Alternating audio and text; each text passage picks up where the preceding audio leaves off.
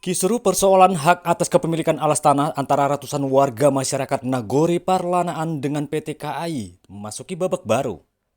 Kekisruhan yang telah menjadikan keresahan masyarakat Nagori Parlanaan Kabupaten Simalungun beberapa waktu terakhir tersebut berawal dari informasi yang berkembang di tengah masyarakat, yang menyebutkan bahwa Panghulu Nagori Parlanaan Kecamatan Bandar Kabupaten Simalungun telah menandatangani surat yang diajukan PT KAI, dan diduga isiannya adalah tentang klaim aset PT KAI. Dan yang menjadi pemicu keresahan masyarakat Nagori Parlanaan khususnya warga Huta 5 Karangasem adalah informasi yang menyebutkan bahwa adanya dugaan isi surat yang ditandatangani oleh Panghulu Nagori Parlanaan tersebut tentang klaim PT KAI, dan yang termasuk aset mereka adalah seluruh alas dan bangunan dengan jarak 200 meter dari jalur rel kereta api pada Senin 29 Juli 2024 sekira pukul 10.15 waktu Indonesia Barat. Bertempat di Balai Nagori Parlanaan, ratusan warga masyarakat Nagori Parlanaan yang didominasi para emak-emak kembali berkumpul untuk mendapatkan keterangan langsung dari panghulu mereka. Terkait persoalan surat dari PT KAI yang telah ditandatanganinya tersebut, Trijaka selaku Panghulu Nagori Parlanaan menjelaskan bahwa sampai detik ini dirinya belum dapat menunjukkan surat yang telah ditandatanganinya tersebut. Karena menurut Jaka surat tersebut ada di BPN dan yang bisa mengambil surat itu adalah PT KAI. Fauji Sirait, salah seorang warga yang memiliki aset di Huta 5 Karangasem dengan tegas menyebutkan bahwa dirinya butuh kepastian yang jelas terkait persoalan yang telah meresahkan warga masyarakat Nagori Parlanaan selama ini. Dirinya juga menyebutkan bahwa persoalan sengketa yang telah menimbulkan kekisruhan di tengah masyarakat Nagori Parlanaan tersebut apabila tidak menemukan titik terang maka akan ditempuh dengan jalur hukum. Saya sampaikan, yang pertama, surat sudah sampai ke BPN, sampai ke DPR. Surat yang Anda tangani BPN. Sudah itu, kalau kita mau cabut, harus PT KAI yang mencabut. Itu benar. Karena yang melapor ke sana itu BPN itu PT Kereta Api. Setelah kalian janji tekan menaikkan, itu dibawa KAI ke BPN. Makanya yang mencabut itu harus KAI. Kemudian yang ditandatangani KAI dan tanda tangani KS Parlanaan, Kadis Parlanaan itu harus terdata bukti mana dia, itu yang penting sama kita. Jangan seperti yang diceritakan panjang lebar ke sana kemari. Mana dia? Jadi caranya memintanya itu Kadis Parlanaan harus memaksa kereta api mengambil. Caranya bukan cuma lidah, pakai surat pernyataan bila perlu. Kepala desa atas nama rakyat Parlanaan, mohon surat yang sudah kami tandatangani agar dikembalikan karena kami anggap batal. Itu harus pertanggungjawab Kades. Nah itu, jangan cuma datang ke sana bertamu. Terserah, harus lengkap data itu. Itu mengenai pengambilan surat.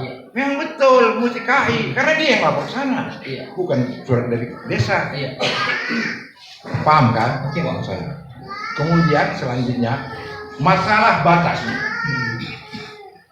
Bicarakan kepada KAI, Pak datang kemari, mana yang sudah termasuk punya kereta api yang sudah diakui bersama oleh rakyat, patok langsung datang kemari. Betul. Jangan cuma sebagai ngomong aja, nggak cocok, nggak betul. Data, panggil kemari Pak KAI, ayo kemari, mana yang dimaksud punya kereta api. Sudah kita juga sudah datang ke BPN, bertemu dengan Pak Husin Sregar juga. Itulah ucapan dari Kepala BPN, bahwasanya surat itu harus diambil oleh PT KAI. Jadi saat situ waktu itu sudah hadir untuk mengambil surat itu. Ternyata jawaban dari orang BPN harus orang PT KAI yang mengambil.